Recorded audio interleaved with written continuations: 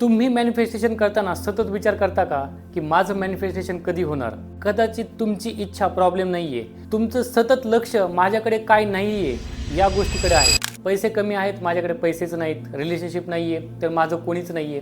करिअरमध्ये ग्रोथ नाही तर सगळे माझ्या पुढे गेलेत. आणि मग दिवसभर आपलं मन त्याच गोष्टींचा पाठपुरावा करत राहतं. म्हणून आज एक छोटी एक्सरसाइज करा. रात्री फोन बाजूला ठेवा आणि 3 प्रश्नांचे उत्तर लिहा. आज माझ्याकडे काय आहे? आज माझ्याकडे कोणती गोष्ट चांगली झाली? उद्या माझ्या आयुष्यात मी कोणतं एक पाऊल चांगलं उचलेल?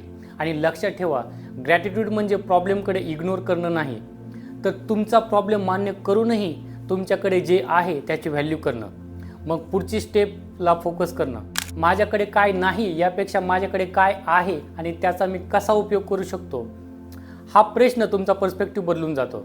ही रील सेव्ह करा आणि आज रात्री 3 प्रश्न नक्कीच लिहा. ही प्रॅक्टिस जर तुम्ही करणार असाल तर कमेंटमध्ये टाईप करा येस.